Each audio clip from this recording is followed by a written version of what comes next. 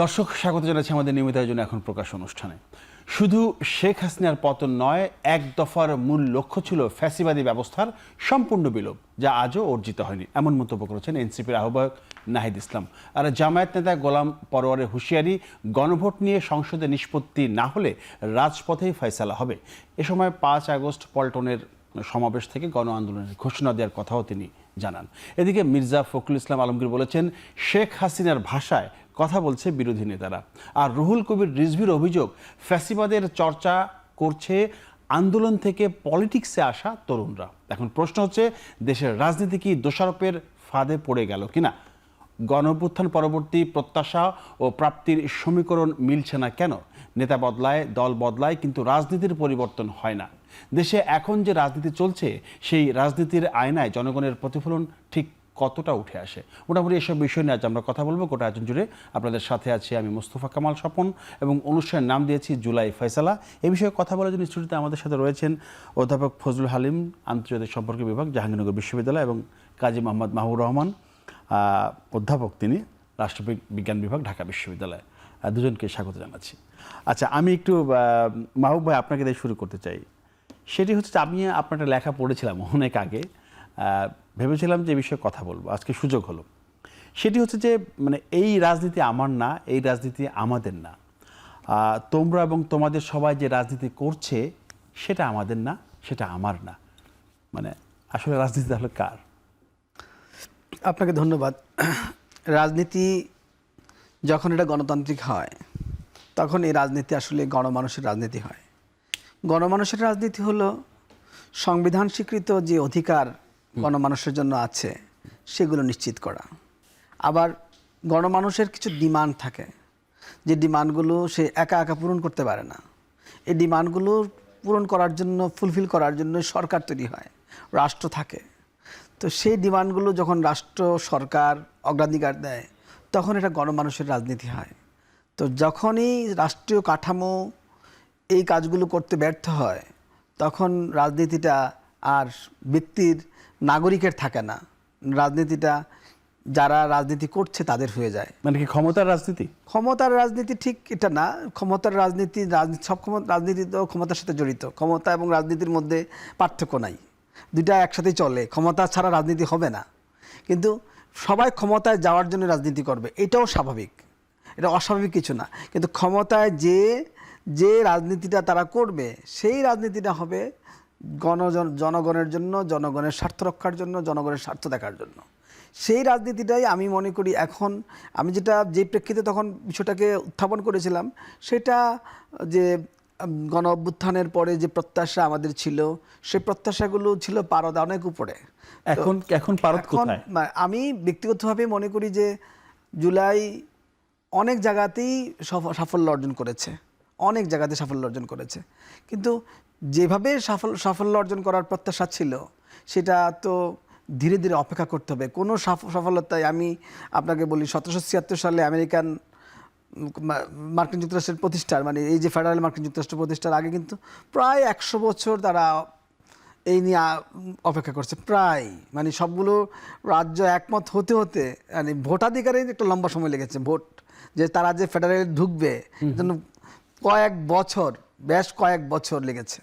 তারপরে আপনি দেখেন 1901 সালে আমেরিকায় খুব আলাপ হলো নারীদের ভোটাধিকারের ব্যাপারে, যারা নিজের বোনের, নিজের স্ত্রী, নিজের মায়ের ভোটাধিকার। আগে তো শুধু পুরুষের ভোটাধিকার ছিল 1901 সাল না, 1927 সাল পর্যন্ত।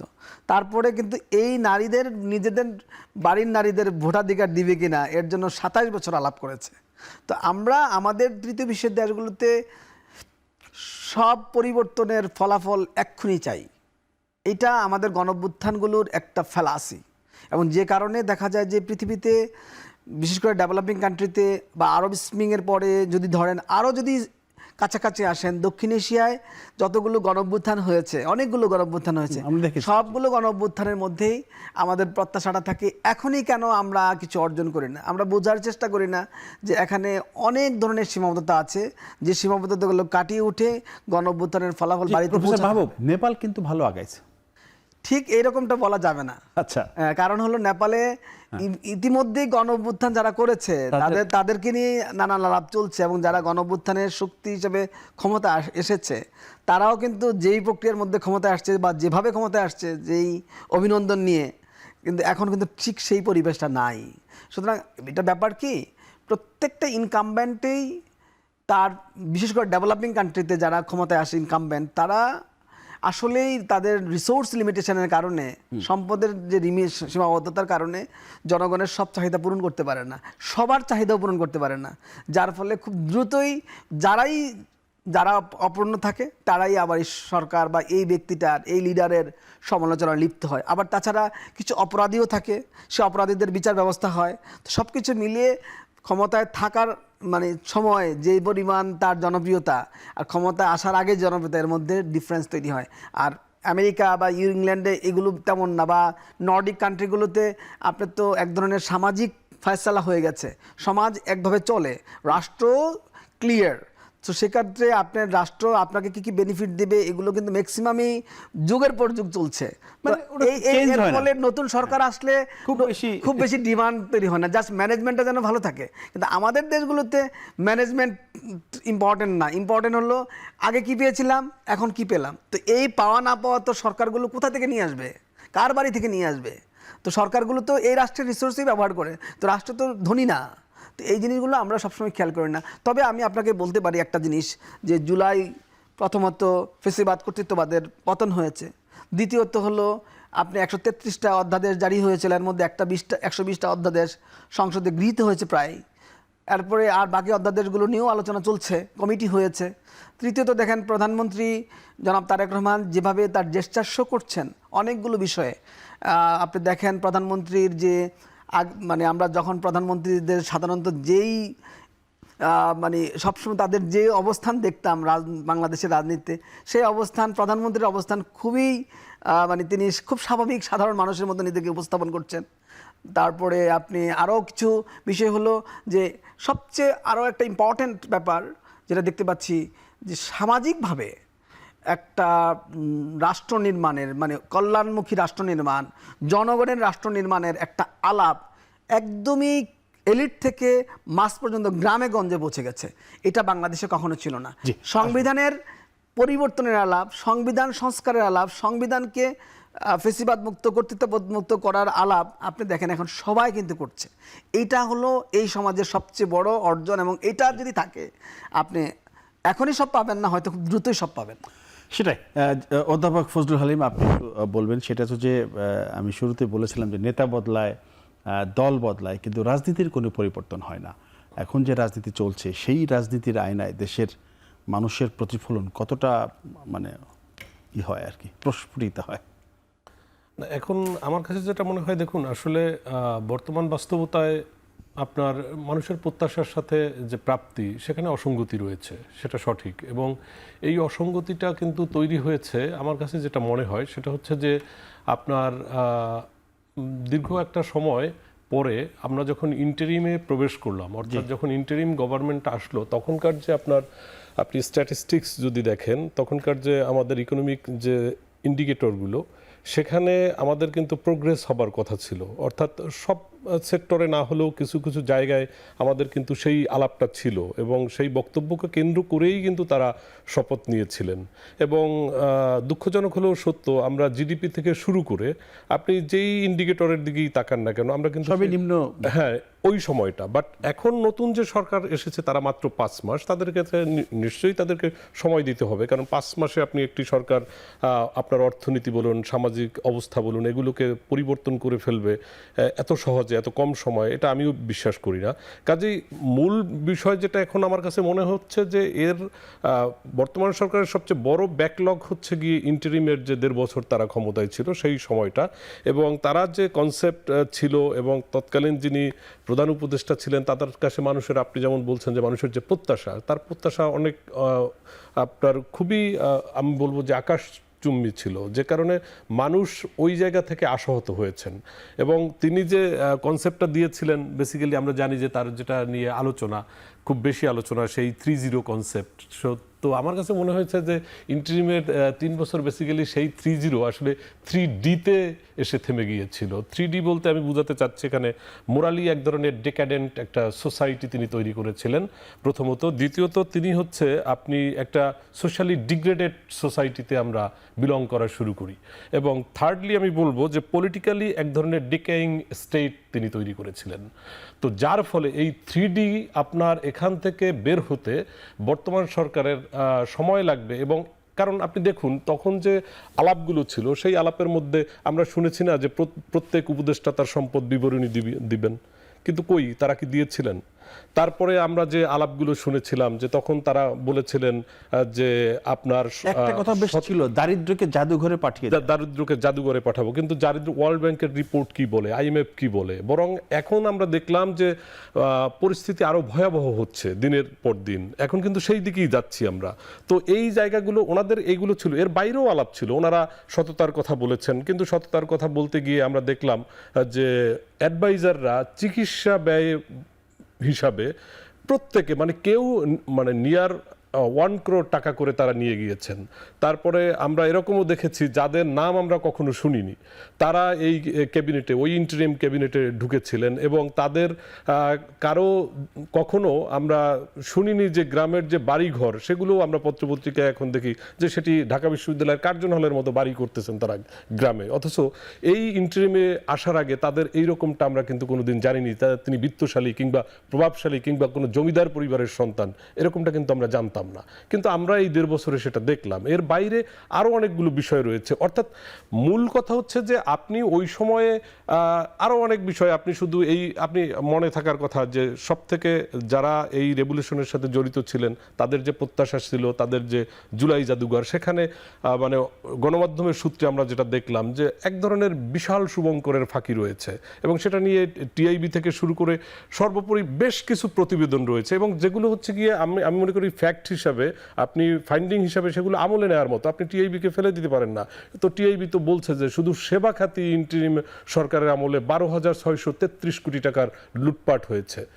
তো এখন এই কাজগুলো হওয়ার পরে আপনি যখন একটা রেভলিউশন যখন সংগঠিত হয় তখন কিন্তু সেখানে মানুষের এক ধরনের প্রত্যাশা থেকে এরকমের, অর্থাৎ আপনি কম্পারেটিভ পলিটিক্সের যেটা ধারণা সেখানে বলা হয় যে রেভলিউশন আর just by the outcomes, not like আপনার হচ্ছে গিয়ে ওনারশিপ। এখন কিন্তু আমরা দেখলাম যে ওই রেভলিউশনে প্রত্যেকে কৃতিত্ব নেওয়ার চেষ্টা করেছেন যে আমরাই সংগঠিত করেছি। কেউ বিভিন্ন দল বলছে এই ক্রেডিট সবাই নেওয়ার চেষ্টা করছে, কিন্তু কেউ কিন্তু আসলে ওই আমি যেটা বললাম যে আসলে আউটকামটা কি সেটা নিয়ে কিন্তু কেউ আলোচনা করছেন না। আমাদের মূল বিষয় হওয়ার কথা ছিল যে আসলে আমরা কি পেলাম, যেমনটা আপনি আমাকে প্রশ্ন করেছেন, কিন্তু আসলে আমরা কি পেলাম? আমরা পেলাম এখন দেখতেছি যেটা বললাম যে সামাজিকভাবে এক ধরনের অস্থিরতা, তারপরে হচ্ছে গিয়ে সোশ্যাল এক ধরনের ডিগ্রেডেশন, যেটা হচ্ছে গিয়ে আমরা যে নৈতিক অপরাধ, সামাজিক অপরাধ, রাষ্ট্রীয় পর্যায়ের যে অপরাধ যেগুলো আমরা কখনো দেখিনি। তো এগুলো তো আমরা প্রত্যাশা করিনি। একটি ক্ষমতা পরিবর্তনের পরে কিংবা পালাবদলের পরে আপনি পৃথিবীতে এমন না যে শুধুমাত্র বাংলাদেশে ধরনের রেজিম চেঞ্জ হয়েছে। আমরা নিশ্চয়ই আপনি জানেন যে পোল্যান্ডে যখন সলিডারিটি আন্দোলন হয় কিংবা হচ্ছে চেকোস্লোভিয়ার বেলভেট রেভলিউশন জানি, আমরা তিউনিশিয়ার কথা জানি, জেসমিন রেভলিউশনের কথা জানি, আমরা ইউক্রেনের অরেঞ্জ রেভলিউশনের কথা জানি।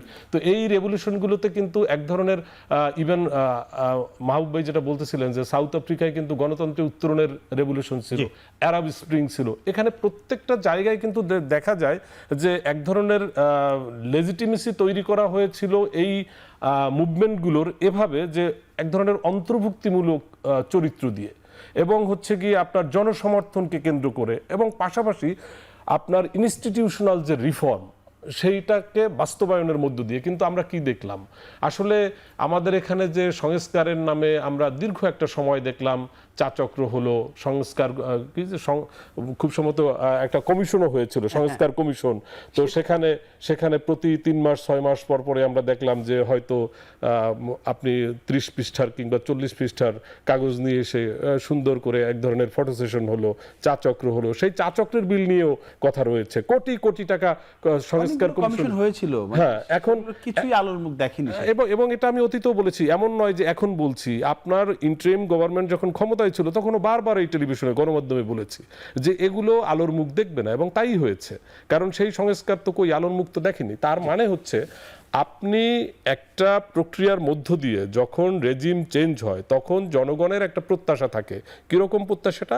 যে আমি আগে যেরকম ছিলাম তার থেকে আমি ভালো থাকবো, যে কারণেই তো আমি চেঞ্জ করলাম। কিন্তু এখন জনগণ এসে, আমার কাছে যেটা মনে হয়েছে, জনগণ বিপদগ্রস্ত হয়েছে। কেন বিপদগ্রস্ত হয়েছে? ওই ঘুরে ফিরে আমাকে ওই কথাই বলতে হবে যে ইন্টারিমের যে সময়টা, সেই সময়ে আসলে রাষ্ট্রের যে রাষ্ট্র ব্যবস্থা, সরকার বলি আমরা যেটাকে, তো ম্যানেজারিয়াল যে সিস্টেম, অর্থাৎ accountability, transparency, rule of law, এর কোনো কিছু কি তখন ছিল আসলে? যদি থাকে তাহলে তো ইনস্টিটিউশনগুলো এভাবে ভেঙে পড়ে না। আজকে বাংলাদেশের সকল ইনস্টিটিউশনগুলো ভেঙে পড়েছে। কেন পড়েছে? তাদের হচ্ছে গিয়ে আপনি বলতে পারেন যে তাদের ব্যর্থতার কারণে, খুব স্বাভাবিক, এবং তারা এফিশিয়েন্ট ছিলেন না সে কারণে। কিন্তু এখন আপনি সব দোষ বর্তমান সরকারকে দিলে তো হবে না, কারণ তারা মাত্রই ক্ষমতায় এসেছে, তাদেরকে তো আপনাকে সময় দিতে হবে। এবং এগুলো রিকভারি করতে আমার ধারণা যে এই সরকার হিমশিম খাচ্ছেন।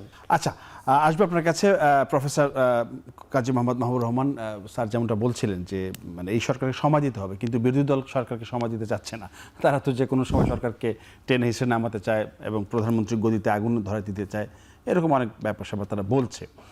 আজকে আপনার নাহিদ ইসলাম একটা কথা বলেছে, তিনি বলেছেন যে শেখ হাসিনার পতন নয়, তারা চেয়েছিলেন যে আপনার এক দফার মূল লক্ষ্য ছিল ফ্যাসিবাদী ব্যবস্থার সম্পূর্ণ বিলোপ, এবং সেটা কিছুই হয় না, সেটা অর্জিত হয় না। এদিকে আবার মানে জামায়াতে গোলাম পরোয়ার উনি বলছেন যে আপনার গণভোটের ইস্যুটা যদি সংসদে ফয়সালা না হয় তাহলে রাজপথে সেটা আদায় করতে হবে, রাজপথে নামতে হবে। মানে আবারও কি সেই সংঘাতের দিকে আমরা যাব? আমার কাছে মনে হয় ঠিক এরকম, মানে সে ধরনের সংঘাতের দিকে যাবে না দেশ। যেটা হচ্ছে রাজনৈতিকভাবে একটা পারস্পরিক মিথস্ক্রিয়া তো থাকবেই, এবং যেহেতু সরকারি দল বিরোধী দল তাদের প্রত্যেকের আলাদা আলাদা রাজনীতি করে, সেই রাজনীতির জায়গা থেকে সরকারকে তো প্রেশার বিরোধী দল দিবেই। জামায়াত নেতা কিন্তু বারবার বলছে যে, কিন্তু তারা যে প্রেশারটা ঘরে ঘরে দুর্গ গড়ে তুলতে বলছেন তিনি। নাহিদ বলতেছেন যে কোনো সময় ঢাকা থেকে বড় আন্দোলন ডাক আসতে পারে, আপনারা প্রস্তুত থাকেন। সেই কারণে পড়লাম এখন এটা তো যারা বিরোধী দলে থাকে তারা তাদের আলাপ এগিয়ে নিচ্ছে, কিন্তু এটাতে এখন এমন কোনো ডিমান্ড তৈরি হয়নি যে এরকম ডাক যে ডাকলেই অনেক লোকজন চলে আসবে এখন। কারণ মাত্র মানুষ একটা গণঅভ্যুত্থান করেছে, মানুষও তো ক্লান্ত। এখন মানুষ চাচ্ছে সরকার মানুষের এই ক্লান্ত মানুষগুলোর ডিমান্ডগুলো কিভাবে পূরণ করে, এর জন্য একটু অপেক্ষা করছে। তো সরকারও তো সেভাবে কাজ করছে। অনেকগুলো আপনি যেভাবে মানে কার্ড সিস্টেমের মাধ্যমে সব মানুষকে ইনক্লুড করার চেষ্টা করা হচ্ছে, এই 6 মাসে, অলমোস্ট 6 মাসে তো একদম সবাই মানে সরকারের যারা আছেন সকলেই মানে অপরিসীম পরিশ্রম করে যাচ্ছেন। প্রধানমন্ত্রী সহ সকাল 9টার মধ্যে অফিসে উপস্থিত হচ্ছেন। বাংলাদেশে আপনি ব্রিটিশ প্রধানমন্ত্রীর মতো, বাংলাদেশের প্রধানমন্ত্রীরা তো অফিসে সকাল 9টায় উপস্থিত হতেন না কোনোদিন। তো এই যে নানান নতুনত্ব, সেই নতুনত্বগুলো তো মানুষ মূল্যায়ন করে। মানুষ এমন না যে মানুষ একদম অন্ধ না, মানুষকে অন্ধ ভাবার কিছু নাই। মানুষ অন্ধ হলে এই গণঅভ্যুত্থান করতো না, আবার গণঅভ্যুত্থানের পরে বাড়ি ফিরেও যেত না। মানুষ তো এখন কি রাজপথে আসে? মানুষ আসে না। তাহলে এটা কি? এবং মানুষ যে শান্তিপূর্ণভাবে ভোটটা করেছে, ইলেকশনটা করেছে, কেন করেছে? মানুষ শান্তিটাও চায় এবং প্রতিবাদটাও করতে চায়, কিন্তু প্রতিবাদটা করার একটা সময় লাগে। কিন্তু বর্তমান সরকার তো আপনার, আমি একটু আগে বললাম আপনাকে যে 133টা অধ্যাদেশের মধ্যে 120টাই অলমোস্ট বাস্তবায়ন করা হয়েছে, বাকিগুলোও করার জন্য কমিটি হয়েছে। সুতরাং গণভোটের রায় বাস্তবায়নের প্রক্রিয়া কিন্তু চলছে না যে তা না, কিন্তু এটা একটা জিনিস খেয়াল রাখতে হবে যে সংস্কার আমাদের করতে হবে, জবাবদিহিমূলক সরকার আমরা চাই, কিন্তু এটা মনে রাখতে হবে যে সংবিধান পরিবর্তনের একটা প্রক্রিয়া আছে। সেই প্রক্রিয়াটা যতটা বেশি বাস্তবায়ন রাখা যায়, যতটা বেশি ওই প্রক্রিয়া অনুসরণ করে কাজ করা যায়, সেটা যেন করা হয়। আপনি যেটা বললেন যে আপনার কথা রেশ ধরে বলি যে মির্জা ফখরুল সম্প্রতি একটা কথা বলেছেন যে আপনি শুনেছেন নিশ্চয়ই, যে গত 5 মাসে আসলে কিছুই বদলায়নি। ওনাদের যে 5 মাস কিছুই বদলায়নি প্রধানমন্ত্রী তারেক রহমান ছাড়া। এটা তিনি আক্ষরিক অর্থে ব্যাখ্যা দেওয়ার কিছু না এটাকে, এটা জাস্ট বোঝানোর চেষ্টা করেছে যেন দলীয় নেতাকর্মীরা, সরকারে যারা আছেন তারা প্রত্যেকে যেন আরও স্মার্টলি ডিল করেন, পরিবর্তনটাকে যেন আসলে ওন করেন। প্রধানমন্ত্রী যে এই পরিবর্তনগুলোর জন্য তিনি মুখিয়ে আছেন এবং যে সকল পরিবর্তনের কথা তিনি বারবার বলছেন, নির্দেশ দিচ্ছেন, সেই পরিবর্তনগুলো যেন যারা মন্ত্রিসভায় আছেন তারা কাজগুলো করেন। আসলে আমার কাছে মনে হচ্ছে এটা সচেতনতার ডাক। এটা আসলে এটাও আমি তো আপনার কাছে অনেকগুলো উদাহরণ দিলাম যে প্রধানমন্ত্রী এবং সরকার কি কি কাজ করছে। সরকার ইভেন শিক্ষাক্ষেত্রে যারা আছেন তারা প্রত্যেকে যে পরিমাণ পরিশ্রম করছেন, উপদেষ্টা এবং শিক্ষামন্ত্রী সহ এবং সংশ্লিষ্ট সবাই, এটা তো আসলে আমি দেখছি না সব জায়গাতে। ইভেন আপনি দেখেন একনেকে বা অন্য জায়গাগুলোতে যে ধরনের যখনই কোনো দুর্নীতির অভিযোগ আসছে, যখনই কোনো ধরনের প্রক্রিয়াগত ত্রুটি আসতেছে, সব জায়গায় কিন্তু চেক হচ্ছে। তো আমরা এগুলো আগে দেখিনি। আপনি গত 6 মাসে একটা গুমও দেখাতে পারবেন না, গত 6 মাসে একটা খুনও দেখাতে পারবেন না সরকার করেছে, গত 6 মাসে একটা টাকা পাচার করে না সরকার। তো এখন এগুলো যদি অগ্রগতি, মানে আমরা যারা টকশোতে আসি তারা যদি এগুলোকে অগ্রগতি না মনে করি, জনগণ মনে করবে না তা মনে করার কিছু নাই। জনগণের হিসাবটা ডিফারেন্ট, জনগণ একদমই কারেক্টলি হিসাব করে। আমি দেখলাম যে সব সময় জনগণ, বাংলাদেশের জনগণ, আমি এই যে লেখাটার কথা আপনি রেফারেন্স দিলেন, আমি লেখাটা আবার একটু পড়লাম এখন, যে আমার সেই লেখাটা আমি পড়ে দেখলাম। আমি বলেছিলাম যে 71-এ যেভাবে মানুষ যুদ্ধে গিয়েছে, নিজের মাকে ঘুমিয়ে রেখে, মানে বাচ্চারা পালিয়েছে যুদ্ধে যাওয়ার জন্য, বাচ্চারা বলতে 14 বছর 16 বছরের বাচ্চারাও পালিয়েছে, মা যতক্ষণ জেগেছিল ততক্ষণ বের হয় নাই। এই যে একটা আকাঙ্ক্ষা মুক্তির, এই আকাঙ্ক্ষাটা তো আমরা 71-এ নিয়েছিলাম, নেওয়ার পর আমরা বাংলাদেশ স্বাধীন করলাম, আমরা স্বাধীন হলাম, কিন্তু আসলে এই আকাঙ্ক্ষা পূর্ণ হলো না। আবার দেখেন আপনি 90-তে গণঅভ্যুত্থান করা হলো, সব জোট একসাথে ছিল, আমরা কিন্তু সংসদীয় গণতন্ত্রে গেলাম, যাওয়ার পরে আবার দেখেন 2008 সালে এসে আমরা কর্তৃত্ববাদ ফেসিবাদে পড়ে গেলাম। আবার এর মাঝে যে ইন্টারিম গভর্নমেন্ট আসলো যে 2006-7 সালে 7-8 সালে, সেটাও কিন্তু আমাদেরকে বিরাট স্বপ্ন দেখে আসলো, একদমই ফেসিবাদের জন্ম দিয়ে গেল। আবার 2024 সালে যখন আমরা গণঅভ্যুত্থান করলাম, তখন আমি চিন্তা করলাম যে আসলে এই ফেসিবাদী চরিত্র, কর্তৃত্ববাদী চরিত্র, এই যে 53 বছরের কথা আমি উল্লেখ করলাম, 53 বছর ধরে যে চিন্তা আমাদের মধ্যে কাজ করছে, যে লড়াইটা কাজ করেছে, সেই লড়াইটা আসলে কি আমরা বারবারই 3-4টা বারবারই গণঅভ্যুত্থান করব? আমি কিন্তু এটা নিয়ে একটা প্রথম আলোতে লেখা লিখেছি, বাংলাদেশ বারবার গণতন্ত্রের প্রতিষ্ঠা হোঁচট খায় কেন। তো এই জিনিসগুলো আমাদেরকে রিভিউ করার জন্য এই কথা বলা, এবং একই জায়গা থেকে মির্জা ফখরুল ইসলাম আলমগীরও বলেছেন জাস্ট রিভিউ করার জন্য দল, সরকার, উনি তো বয়োবৃদ্ধ মানুষ, সিনিয়র সিটিজেন, দলের অনেক দিনের কান্ডারি, উনি সবাইকে একটা বার্তা দিতে চান যে তোমরা সঠিক পথে আছো। কিন্তু 6 মাসের মধ্যে সরকারের দ্বিতীয় গুরুত্বপূর্ণ ব্যক্তি যখন এই কথা বলে, এটা বুঝতে হবে এই সরকারের দায়বদ্ধতার জায়গাটা, জবাবদিহিতার জায়গাটা কত বেশি। এইটাও তো একটা পরিবর্তন যে বিএনপির মহাসচিব এবং যিনি স্থানীয় সরকার মন্ত্রী এবং দ্বিতীয় গুরুত্বপূর্ণ, তিনি বলছেন যে প্রধানমন্ত্রী ছাড়া বাকি জায়গায় পরিবর্তন হয়। এটা যে কত শক্তিশালী কথা, এবং এই ধরনের কথা যে একটা দলের দ্বিতীয় ব্যক্তি বলতে পারেন, এটাই তো বাংলাদেশের পরিবর্তন, এটাই গণঅভ্যুত্থানের একটা বড় পরিবর্তন দেখানো যায়। বিরতির পরে সে বাকি আলোচনা করতে চাই। দর্শক, একটা বিরতি নিচ্ছি, ফিরছি শীঘ্রই, সাথে থাকুন।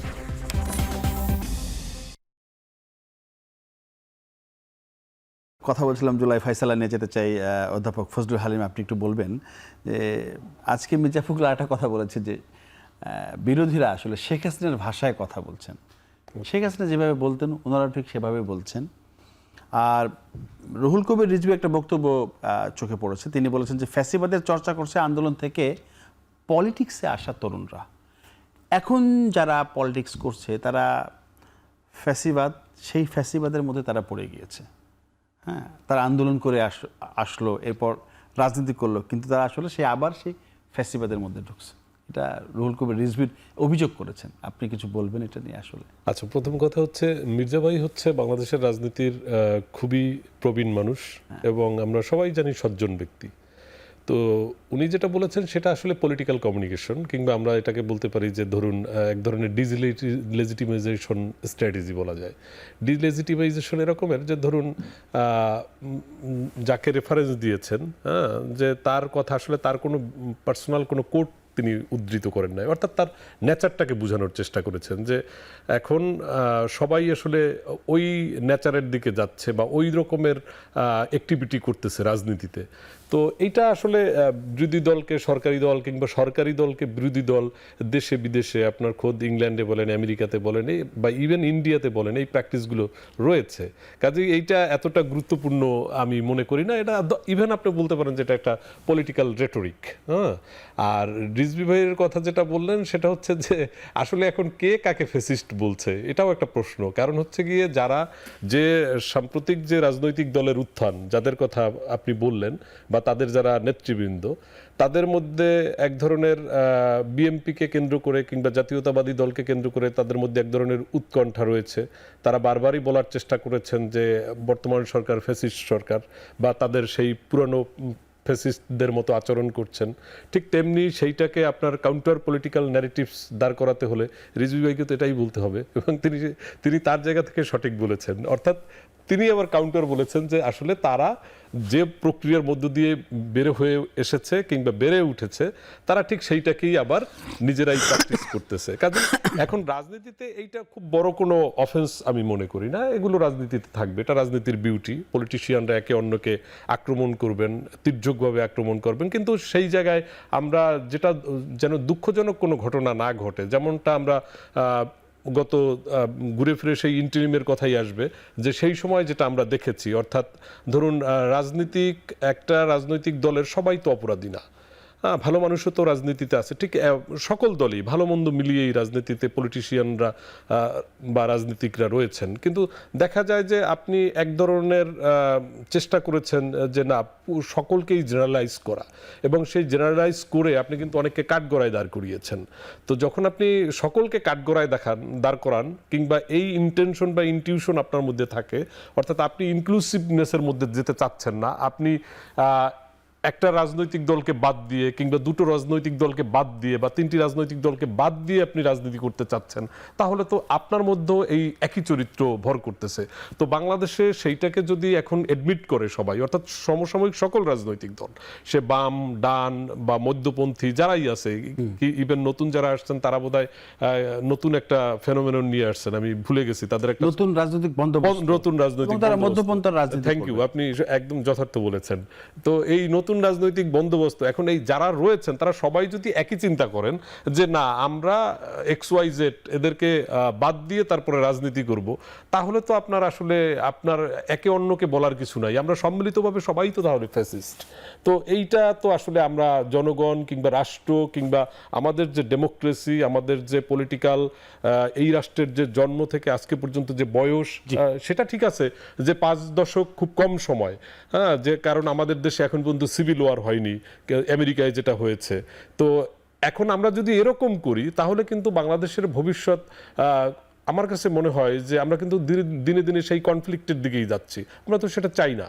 আমরা চাই যে সকলের পার্টিসিপেশন থাকবে, ইনক্লুসিভ পলিটিক্যাল অ্যাটমসফিয়ার থাকবে, যেখানে ভুল ত্রুটি থাকলে তাদেরকে সেটাকে রিফর্ম করতে হবে, এবং এই প্রক্রিয়ার মধ্য দিয়ে বাংলাদেশের যে রাজনৈতিক নতুন ধারা, সেই ধারাটাকে আমাদেরকে কন্টিনিউ করতে হবে।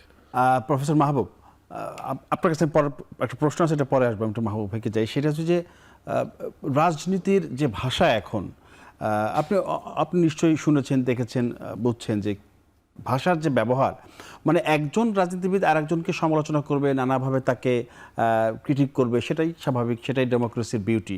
কিন্তু ভাষার যে এখন যেটা হচ্ছে, এটা নিয়ে ব্যাপক সমালোচনা হচ্ছে। রাজনীতির মানে যে প্রশিক্ষণ, শিক্ষা দীক্ষা, আপনি পলিটিক্যাল সায়েন্সের শিক্ষক, আপনি নিশ্চয়ই এটা ভালো বুঝবেন। ধরেন আমি এক্সাম্পলই দেই, নাসিরুদ্দিন পাটোয়ারি যে সমস্ত কথাবার্তা বলেন, এই মির্জা ফখরুলকে আপনি বলেন সজ্জন মানুষ, আমরা সবাই জানি, তাকে তিনি বলেছেন যে মন্ত্রী হওয়ার যোগ্যতা নেই, রাষ্ট্রপতি তিনি কিভাবে হবেন। এই যে মানে এইগুলো কেন হয়? মানে আপনারা তো একটা শব্দ নিয়ে আসছেন, নতুন বন্দোবস্ত। এটা আমরা নতুন বন্দোবস্ত নিয়ে অনেক কথা বলেছি, এবং আপনি দেখেন যে 24-এর পরে তো নতুন বন্দোবস্ত সব সেক্টর থেকে আলোচনা আসছে। তো নতুন বন্দোবস্তের মধ্যে নতুন সংস্কৃতির কথাও ছিল। নতুন সংস্কৃতি মানে আপনি যেটা গণতান্ত্রিক ব্যবস্থা চালু করবেন, এর জন্য প্রধান কাজটাই হলো কিন্তু সংস্কৃতি বিনির্মাণ। আপনি যারা পলিটিক্যাল সায়েন্সে, বিশেষ করে গ্যাব্রিয়েল অ্যালমন্ড, যারা এই ডেমোক্রেসি নিয়ে কাজ করতেন, তাদের প্রত্যেকের বক্তব্য হলো যে ডেমোক্রেসি এস্টাবলিশ করতে হলে ডেমোক্রেসি আছে, সোশ্যালাইজেশন লাগবে। সোশ্যালাইজেশন না হবে, পলিটিক্যাল ওরিয়েন্টেশন লাগবে। এক ধরনের ডেমোক্রেটিক ওরিয়েন্টেশন, ডেমোক্রেটিক মানসিকতা। এখন আপনি ইংল্যান্ডে কিন্তু প্রধানমন্ত্রী বা রাজার হয় না, প্রধানমন্ত্রী বা তার মন্ত্রিসভার সমালোচনা হয়, কিন্তু সেই সমালোচনাটা কখনো ব্যক্তিকেন্দ্রিক হয় না, তাকে হেয় করার জন্য হয় না, তার কাজটাকে সমালোচনা করা হয়। আমেরিকাও তো দেখেন এত প্রবলেম আছে, তারপরে ট্রাম্প নিয়ে অনেক আলাপ আছে, কিন্তু ট্রাম্প নিয়ে ঠিক না, যারা তার কম্পিটিটর তারা কিন্তু ট্রাম্প নিয়ে এমন আলোচনা করে না। ট্রাম্পকে খুব সামান্যই আমি এটা দেখি যে ট্রাম্পকে ব্যক্তিগতভাবে আঘাত করা, অন্যরা হয়তো করে। তো এটা কি জানেন আমাদের রাজনীতি সংস্কৃতির পরিবর্তন হয়েছে কিনা সেটা হলো ইম্পর্টেন্ট। আপনি ব্যক্তিগতভাবে কাকে হেওয়া করা, পারিবারিকভাবে হেওয়া করা, এগুলো কিন্তু আপনার ধর্মীয় চিন্তা থেকেও যায় না। আমরা যে ধর্ম চিন্তা করি সেখানেও কিন্তু এটা যায় না।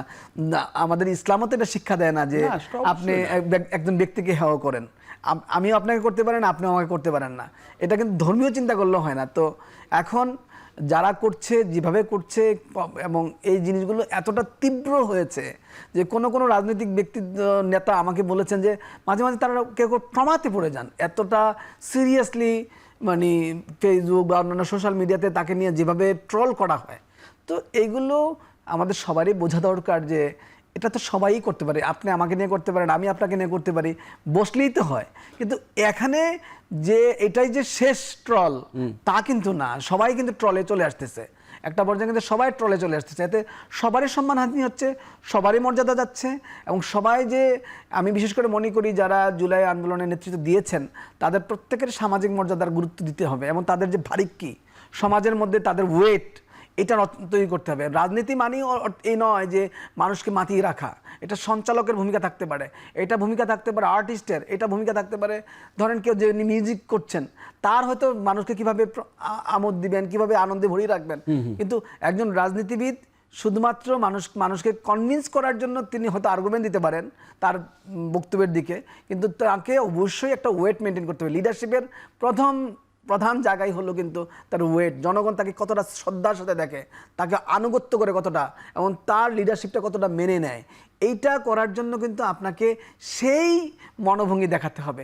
আমি তরুণ নেতৃবৃন্দ সহ যারাই সিনিয়র হোক জুনিয়র হোক, যারাই যেভাবে নেতৃত্বের এই লাগামহীন কথা যারা বলেন তাদের প্রত্যেককেই রিকোয়েস্ট করছি যে এটা যেন তারা বাংলাদেশের সংস্কৃতি যদি পরিবর্তন করতে চান, নতুন বন্দোবস্ত যদি করতে চান, তাদেরকে অন্য রাজনীতিবিদদের প্রতিপক্ষকে এইরকম নৃশংসভাবে আক্রমণ, বলবো আমি, মানুষ বলেন নৃশংস খুন, নৃশংস আক্রমণ থেকে বিরত থাকতে হবে। আর আমাদের এখানে একটা এক্সাম্পল কি, আপনি তো বলছেন আপনি ইউরোপিয়ান এই যে নর্ডিক কান্ট্রিগুলোতে কি এভাবে আক্রমণ হয় যারা প্রধানমন্ত্রী হয়? আপনি 4টা প্রধানমন্ত্রী গত 4 বছরে চলে গেল ইংল্যান্ডে, কার কি হয়েছে? প্রত্যেকে সাইকেল চালায়, কেউ সাইকেল চালায়, আমরা দেখেছি। তো এই সব আপনি নতুন বন্দোবস্তের কথা বলবেন একদিক দিয়ে, আরেক দিক দিয়ে পুরানো যে একে অপরের যে লড়াই কায়দায় চলবেন সেইটা আপনি আরো বাড়িয়ে দিবেন, তা তো হয় না। প্রফেসর মাহবুব, আপনি যেমন অনুরোধের কথা বললেন, আহ্বানের কথা বললেন, যে ভাষার যে বিষয়টা বললেন, তারপরও প্রতিউত্তরে এমন হয়েছে যে আমি এভাবেই কথা বলবো, সহ্য করতে হবে, এরকম উত্তর এসেছে। আচ্ছা, একটু যেতে চাই ফজলুল হালিম, আপনি একটু বলবেন, সেটা হচ্ছে আপনি এর আগে ইনক্লুসিভ রাজনীতির কথা বলেছেন, পার্টিসিপেশনের কথা বলেছেন। তো ধরেন স্থানীয় সরকার নির্বাচনে তো নির্দলীয় হবে, সেখানে প্রতীক থাকবে না। এবার যেটা হচ্ছে, এর মাধ্যমে কি আওয়ামী লীগের রাজনীতিতে প্রবেশের কোনো সুযোগ আছে? এখানে আসলে দেখুন, বাংলাদেশের রাজনীতির যে সংস্কৃতি আবার ঘুরে ফিরে সেই জায়গায়, তাদের তো কার্যক্রম নিষিদ্ধ। হ্যাঁ, কার্যক্রম নিষিদ্ধ, কিন্তু যে মানুষগুলো আওয়ামী লীগের সাথে সম্পৃক্ত ছিলেন, অর্থাৎ আওয়ামী লীগের যারা ভলান্টিয়ার সারা দেশে, যেটাকে আমরা বলি নেতাকর্মী, তারা ওই পূর্বের কথাই আবার যে জেনারেলাইজ যদি আপনি করেন, এরা সবাই কি অপরাধী বাংলাদেশের? ধরুন আওয়ামী লীগ একটা ক্লেম করে যে তাদের জনসমর্থন নয়, শুধুমাত্র কর্মী নেতা, এটাই বোধহয় কয়েক কোটি। তো এখন এই কয়েক কোটি মানুষ কি অপরাধ করেছে বা অপরাধী তারা? নিশ্চয়ই সেটা নয়, এটা আমরা স্বাভাবিকভাবেও বুঝি। তাহলে এখন ধরুন একটা ইউনিয়ন পর্যায়ের যখন নির্বাচন, কিংবা স্থানীয় সরকার পর্যায়ের যখন নির্বাচন, ধরুন সেই সাতক্ষীরাতে কিংবা সেই পঞ্চগড়ে কিংবা হচ্ছে গিয়ে নেত্রকোনাতে, এখন ওইখানে স্থানীয় পর্যায়ে ইউনিয়ন পরিষদের রাজনীতির সাথে যারা সম্পৃক্ত থাকেন, ওয়ার্ড পর্যায়ের যারা রাজনীতির সাথে সম্পৃক্ত থাকেন, তারা আমার কাছে যেটা মনে হয় যে হতে পারে কেউই অপরাধী না, আমি সেটা বলছি না, কিন্তু বেশিরভাগ ক্ষেত্রে এই সব মানুষগুলোর সাথে কিন্তু আসলে এরা কিন্তু অবহেলিত থাকে। আপনি এটা আওয়ামী লীগ বলেন বাংলাদেশের রাজনীতিতে, কিংবা এখন যারা ক্ষমতায় রয়েছে জাতীয়তাবাদী দল বিএনপি, আপনি তাদের জেলা পর্যায়ে কিংবা উপজেলা পর্যায়ে অথবা ইউনিয়ন পর্যায়ের খোঁজ নেন, কর্মীরা বলবে যে তারা দল থেকে বঞ্চিত হচ্ছেন বিভিন্নভাবে, এবং আমরা দেখতেছি সোশ্যাল মিডিয়ায় তারা বিভিন্ন সময় এসে তাদের বিভিন্ন রকমের ক্লেম করতেছেন পদ পদবি নিয়ে, বিভিন্ন বিষয় নিয়ে। কাজেই একই পরিস্থিতি কিন্তু, এবং বাংলাদেশের মূলধারার যে রাজনৈতিক দল, আপনি এমনিতে যত বিতর্ক করেন, কিন্তু আপনাকে মূলধারার রাজনৈতিক দল বলতে গেলে আপনাকে বিএনপির কথা বলতে হবে, আপনাকে আওয়ামী লীগের কথা বলতে হবে। তো এই মানুষগুলো, আপনি যেটা আপনার যে প্রশ্ন যে এরা এর মধ্য দিয়ে রাজনীতিতে প্রবেশ করবে কিনা, এইটা একটা আইনানুগ বিষয়, প্রথম কথা। দ্বিতীয় কথা হচ্ছে এটা নির্বাচন কমিশনের এখতিয়ার। তবে সরকারের যারা স্পোকসম্যান, তারা যে মেসেজ কনভে করেছেন এখন পর্যন্ত, যতটুকু আমরা জানতে পেরেছি যে আওয়ামী লীগের কার্যক্রম নিষিদ্ধ রয়েছে, কিন্তু স্থানীয় সরকার নির্বাচনে আওয়ামী লীগের যারা মানে অপরাধী নয়, অপরাধের সাথে সম্পৃক্ত নয়, তারা অংশগ্রহণ করতে পারবে। আর আমি মনে করি, এটা আমার ব্যক্তিগত মতামত, যে আওয়ামী লীগ এবং বিএনপি এইরকম দুটো রাজনৈতিক দল কিংবা প্ল্যাটফর্মের জন্য বাংলাদেশে কার্যতই বাংলাদেশের মানুষও মোটামুটি বলতে পারেন আপনি যে এই দুটো রাজনৈতিক দলের সমর্থক বেশি। এবং সেক্ষেত্রে আপনি শুধুমাত্র স্থানীয় সরকার নির্বাচন কিংবা কোনো নির্বাচনকে কেন্দ্র করে তারা রাজনীতিতে প্রতিষ্ঠিত হবে, সেটা আমি বিশ্বাস করি না। কারণ আমি বিশ্বাস করি যে এরা এমনিতেই প্রতিষ্ঠিত রয়েছে। কারণ হচ্ছে আপনি নির্বাচনে যদি অংশগ্রহণ করতে নাও দেন, তারপরেও যেমন জাতীয় সংসদ নির্বাচনে তো তারা অংশগ্রহণ করেনি। আমাদের একদম রিসেন্ট ফেনোমেনন যেটা, এক্সাম্পল যেটা, তারা তো এই নির্বাচনে অংশগ্রহণ করেনি, কিন্তু তারা কি এদেশ থেকে তাদের জনসমর্থন কমেছে? আপনি মানুষকে, মাস পিপলকে জিজ্ঞাসা করেন তারা কি বলে, কিংবা আপনার তাদের যারা ভলান্টিয়ার তারা কি এদেশ থেকে চলে গিয়েছে? যায়নি। তার মানে হচ্ছে এই রাজনৈতিক দলগুলোর জনসমর্থন থাকবে, আপনি নির্বাচনে তাকে সুযোগ দেন না দেন। বিএনপিকেও তো সুযোগ দেওয়া হয় নাই, একটা দীর্ঘ সময় দেওয়া হয় নাই। কই বিএনপি কি এদেশ থেকে, বিএনপির নেতা কর্মীরা কি চলে গেছে? বিএনপি আবার সগৌরবে সে 24-এ ব্যাক করেছে না? তো কাজেই এইখানে আপনি এক ধরনের আইনানুগ বাধা কিংবা প্রতিবন্ধকতা এগুলো তৈরি করলে যেটা হবে, ইন দ্য লং রান এই পার্টিগুলোর প্রতি মানুষের এক ধরনের সিম্প্যাথি গ্রো করে। আমাদের যে সংস্কৃতি রাজনীতির, তাতে আমরা এটাই আমাদের অবজারভেশন, সহানুভূতি পেতে পারে, বরং মানুষের সহানুভূতি তৈরি হয়। এবং সেই সহানুভূতির কারণেই কিন্তু আজকে বিএনপি বিশাল ল্যান্ডস্লাইড ভিক্টরি নিয়ে ক্ষমতায়। ঠিক তেমনি আপনি যখন কোনো এমবার্গো দিয়ে, কোনো পেপারস কিংবা আইন করে আপনি যখন কাউকে আয়ত্তে রাখতে, হ্যাঁ সাময়িক সময় আপনি পারবেন, তো সেটা তো আমরাও বলি যে সাময়িক সময় না, তো যে অপরাধী সে যে দলেরই হোক না কেন, তাদেরকে আপনি আইনের আওতায় আনেন, তাদের বিচার করেন। কিন্তু বাংলাদেশ তো গণমানুষের এবং সকল মানুষের, এখানে তো সকল রাজনৈতিক মত পথ থাকবে। এইটাই তো বাংলাদেশের যে আপনার কনস্টিটিউশনের যে আমাদের যে প্রিয়াম্বেল ছিল, আমাদের যে ফান্ডামেন্টাল জায়গা ছিল, সেখানে তো এই ইনক্লুসিভনেসের কথা ছিল। এখন ওই বিতর্কে আমি যাচ্ছি না যে আপনারা কেন কনস্টিটিউশনকে ভায়োলেট করতেছেন, সে কারণ আমরা কনস্টিটিউশনের কোনো কিছুই কখনোই রাখিনি। যখন যার ইচ্ছা, যে রাজনৈতিক দল যখন ক্ষমতায় থাকে সে সেভাবে ব্যবহার করে। অর্থাৎ ওই রেসপেক্টটুকু কনস্টিটিউশনের প্রতি দুঃখজনক হলেও সত্য এদেশের মানুষের আছে, সাধারণ মানুষের আছে, যে কারণে সাধারণ মানুষ কিন্তু আইনকে সম্মান করে। কিন্তু এদেশের রাজনীতিকরা, রাজনৈতিক দলগুলো, সরকার, এরা সংবিধানকে সম্মান করে না। যদি সম্মান করত, তাদের যদি মিনিমাম কোনো হচ্ছে গিয়ে আপনার কি বলা যায় যে রেসপেক্ট থাকতো বা ওবে থাকতো, তাহলে তারা এটা করতে পারতো না। এবং এই করতে না পারার যে সংস্কৃতি, এর ফলেই কিন্তু এখন আপনি এই মুহূর্তে যে সাসপেন্স নিয়ে বসবাস করতেছে বাংলাদেশের মানুষ, প্রতিদিন তাদের মনে একটা প্রশ্ন, কি হয়, কি জানি হয়, কি হতে যাচ্ছে। এটা তো হবার কথা না। একটা সরকার যখন ক্ষমতায় আসবে, লেজিটিমাইট যখন একটা গভর্নেন্স তৈরি হবে, তখন তো সে 5 বছরের জন্য ক্ষমতায় আসছে। তো আপনি কেন এই প্রশ্নগুলো করতেছেন? তার মানে আপনি জানেন যে এখানে যে কোনো সময় কনস্টিটিউশনকে ভায়োলেট করা যায়। এই কারণেই কিন্তু এই শঙ্কা তৈরি হয়েছে মানুষের মধ্যে। এবং সেইটা কিন্তু বিগত সরকার, আগের সরকার, কিংবা সিন্স 1971 আপনার বলতে পারেন যে সকলেই কম বেশি সেই চেষ্টাটা করেছে। বাকি আলোচনা বিরতির পরে শেষ করবো। দর্শক, আরেকটা বিরতি নিচ্ছি, ফিরছি শিগগিরই, সাথেই থাকুন।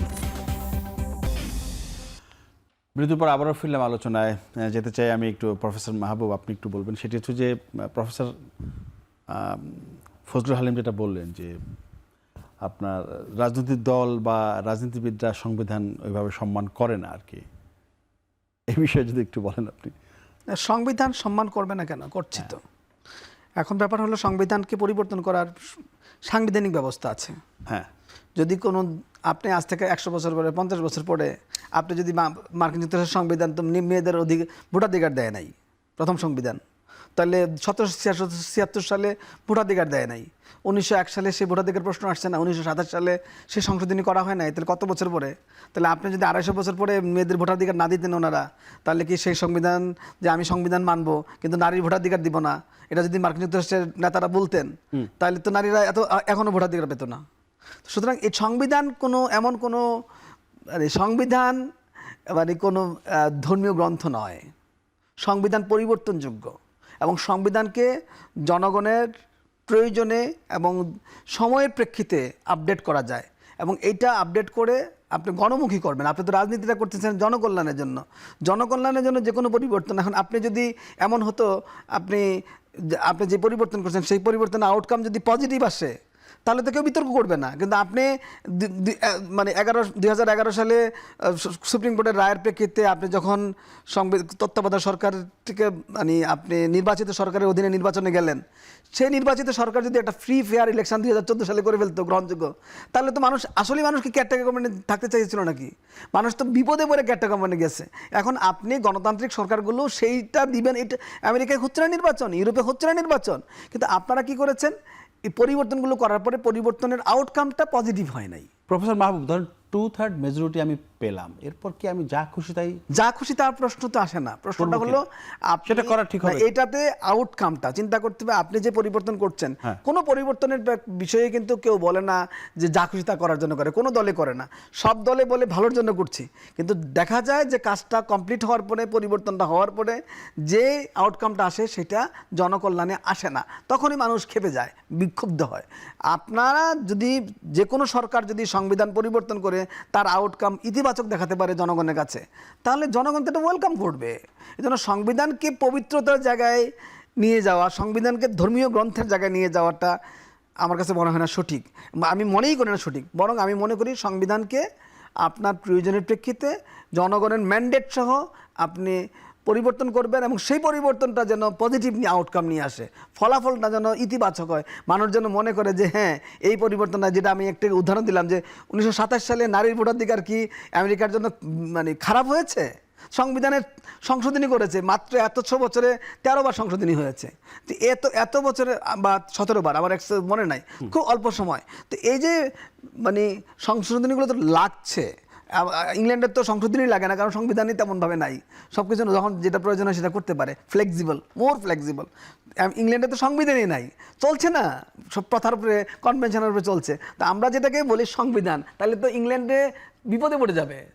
তার তো সেইভাবে সে অর্থ সংবিধানে নাই, সে প্রথা দিয়ে মেনে চলে। তো আপনাকে মনে রাখতে হবে যে আমরা, এটাও আমাদের একটা রাজনীতি যে সংবিধান বিষয়টা, এবং সংবিধানটাকে আমাদের মানার ব্যাপারে হলো কি যে যেটুকু সংবিধানকে পরিবর্তন করলে জনগণের অধিকার ক্ষুণ্ণ হয় সেটা তো করা যাবে না।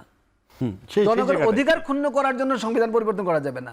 জনগণের অধিকার তৈরি করার জন্য, অধিকার রক্ষার জন্য, অধিকতর অধিকার জন্য, জনগণকে আরো বেশি ভালো কিছু দেওয়ার জন্য সংবিধান পরিবর্তনে কোনো সমস্যা না। আচ্ছা প্রফেসর মাহবুব, আপনি একটু ছোট করে বলি, সময় কম তো, এই যে স্থানীয় সরকার নির্বাচন নিয়ে আমি এই স্যারকে যেটা জিজ্ঞাসা করেছিলাম যে ইনক্লুসিভ নির্বাচন, এখানে তো দলীয় প্রতীক হবে না, দলীয় নির্বাচন হবে না, সেই জায়গাটায় যেহেতু আওয়ামী লীগের কার্যক্রম নিষিদ্ধ, তারা কি এখন আওয়ামী লীগের একটা দলের কার্যক্রম নিষিদ্ধ হয়েছে, সেখানে তো এবার বলাই হচ্ছে দলীয় নির্বাচনটা আবার দলীয় না, দলীয় হচ্ছে না, এটা বলাই হয়েছে, নির্বাচন কমিশন বলেছে ওটা। আরেকটা ব্যাপার হলো যে এখানে যদি ক্রিমিনাল ফৌজদারি অপরাধে কেউ জড়িত না থাকে, আমাদের স্বাভাবিক প্রক্রিয়া যে কোনো দল নিষিদ্ধ হোক না হোক, ফৌজদারি অপরাধে জড়িত হলে তো সে কনভিক্টেড হলে তো সে নির্বাচন করতেই পারবে না, আপনার দল নিষিদ্ধ না হলেও করতে পারবেন না। 2 নম্বর হলো এক্ষেত্রে আওয়ামী লীগের লোকজন যদি ফৌজদারি অপরাধে থাকে, অটোমেটিক তারা নির্বাচন করতে পারবে না।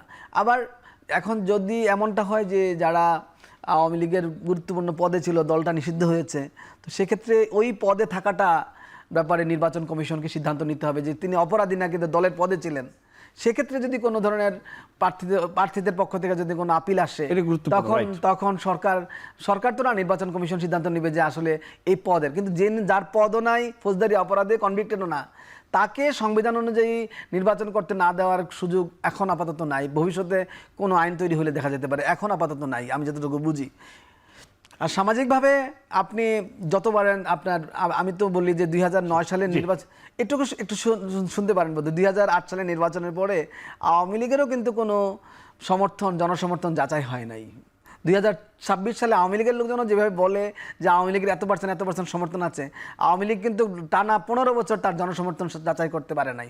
ইভেন 2026-এর নির্বাচনে যাচাই হয় নাই। তাহলে আওয়ামী লীগ যদি নির্বাচনে আসে, তখন শুধুমাত্রই বোঝা যাবে, আওয়ামী লীগের নেতারা, কর্মীরা যখন নির্বাচনে আসে, তখনই শুধুমাত্র বোঝা যাবে যে এই আওয়ামী লীগের প্রতি এখন 2008 সালের আওয়ামী লীগের প্রতি কত সমর্থন আছে। লাস্ট প্রশ্ন প্রফেসর ফজলুল হালিম, সেটি হচ্ছে যে ধরেন আওয়ামী লীগের তো যেটাই বললাম কার্যক্রম নিষিদ্ধ।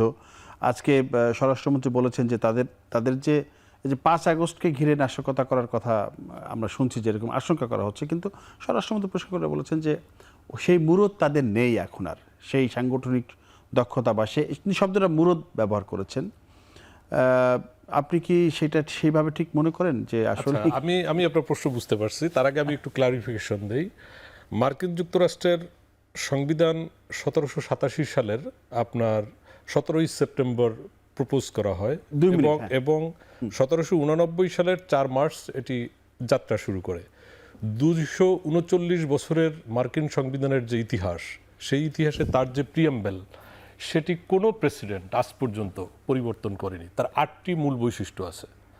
প্রথমটি হচ্ছে গিয়ে আপনার তার পপুলার সভরেনিটি থাকতে হবে, দ্বিতীয় হচ্ছে সেপারেশন অফ পাওয়ার তার থাকতে হবে, তৃতীয় হচ্ছে চেক অ্যান্ড ব্যালেন্স তার থাকতে হবে, এবং হচ্ছে তার যে ফেডারেল সিস্টেম সেটি তার থাকতে হবে, এবং হচ্ছে গিয়ে আপনার বিল অ্যান্ড রাইটস যেটা ওদের, সেটা থাকতে হবে, এবং জুডিশিয়াল রিভিউ থাকতে হবে। পাশাপাশি এই কনস্টিটিউশনকে তারা বলেছে রিজিড কনস্টিটিউশন। সো আরও অনেকগুলো রয়েছে, আমি রুল অফ ল আরও রয়েছে, আমি সেগুলো না যাই। ঠিক তেমনি বাংলাদেশের যে সংবিধান, সেই সংবিধানেরও কিন্তু আমাদের প্রিয়াম্বেল রয়েছে। ফার্স্ট প্রিয়াম্বেল যেটা আমাদের বলা হয়, সেটা হচ্ছে আমাদের রিটেন কনস্টিটিউশন। এই রকমের আমাদের অন্য আরও অনেকগুলো যে অর্থাৎ আমাদের এইরকম ফেডারেল সিস্টেম না, ইউনিটারি সিস্টেম, অর্থাৎ একটা স্টেট আমাদের। তো এরকমের যেসব বেসিক জায়গা রয়েছে, সেই জায়গা তো আপনি পরিবর্তন করতে পারবেন না। এখন মাহবুব ভাই যেটা বলছেন সেটা তো আইন তো তাহলে সরকার গঠন করে কি জন্য? সরকার তো গঠন করে সংবিধানের আইন প্রণয়ন করবে, আইন বাতিল করবে, আইন নতুন করে ইনক্লুড করবে, সেটা ভিন্ন আলাপ। কিন্তু আমি বলছি যে মূল জায়গাটা যদি, যেমন আপনি হঠাৎ করে সুইং করে আপনি এখন গণতান্ত্রিক ব্যবস্থা থেকে যদি অটোক্রেসিতে চলে যান, আপনি যদি হচ্ছে কি আপনার মেজরিটি রয়েছে যে আপনি বললেন, আমি বলতে শুধু আইন বলি না, আমি বলছি জনগণের প্রয়োজনে সংবিধান, জনগণের প্রয়োজন হলেও আপনি এই প্রিয়াম্বেল কেন পারবো না? 40 বছরে পারে নাই তো তারা। ওদের প্রয়োজন হয় নাই, আমাদের প্রয়োজন হতে পারে। আমাদের প্রয়োজন হবে। আমাদের প্রিয়াম্বেল যদি সঠিকভাবে লেখা না হয়, আমি চেঞ্জ করব না। আমরা তো অনেক কিছুই করতে চেয়েছি 5 তারিখের পরে, কিন্তু আমরা দেখেছি আগেও করেছি। সঙ্গীত আমরা পরিবর্তন করেছি। এগুলো আমার মনে হচ্ছে অ্যাবসার্ড ডিবেট, এগুলো প্রাসঙ্গিক না। এবার আসি আপনার আলোচনায়। আপনি যেটা বলছিলেন যে আওয়ামী লীগের নাশকতা করার মুরুদ, একদম 30 সেকেন্ড শেষ। আচ্ছা, আমার এইখানে বক্তব্য হচ্ছে আওয়ামী লীগ এবং বিএনপি চরিত্রগতভাবে দুটো রাজনৈতিক দল, এদের চরিত্রই নাশকতা করার নয়। আওয়ামী লীগ তো নাশকতা করে রাজনীতি করে না, বিএনপি তো নাশকতা করে রাজনীতি করে না। এটা যেটা বলেছেন মাননীয় স্বরাষ্ট্রমন্ত্রী, এটা আমি আবার ওই ঘুরে ফিরে একই কথা বলবো যে এটা হচ্ছে কি এক ধরনের আপনার পলিটিক্যাল কমেন্টস বলতে পারি, বা পলিটিক্যাল কমিউনিকেশন, অর্থাৎ একটা পলিটিক্যাল রেটরিক। রাজনীতিতে এই ধরনের ভাষা, এই ধরনের শব্দ প্রয়োগ, এটা আমি মনে করি বিউটি, কিন্তু সেটা যেন ইদানিং যে নতুন রাজনৈতিক দলের নেতৃবৃন্দ যেভাবে বলতেছেন, সেটা যেন সেরকম না হয়। তিনি যেটা বলেছেন, এটা আমি মনে করি যে একটা ধন্যবাদ জানাচ্ছি এই শব্দ চয়ন করা যায়। ধন্যবাদ জানাচ্ছি কাজী মাহবুবুর রহমান, দুজনকে অসংখ্য ধন্যবাদ আজকে আসার জন্য, কথা বলার জন্য। দর্শক, আজ পর্যন্ত, আগামী দিনে কোনো বিষয়ে আমরা কথা বলবো। সে পর্যন্ত সবাই ভালো থাকবেন, নিরাপদে থাকবেন। সবাইকে ধন্যবাদ, শুভরাত্রি।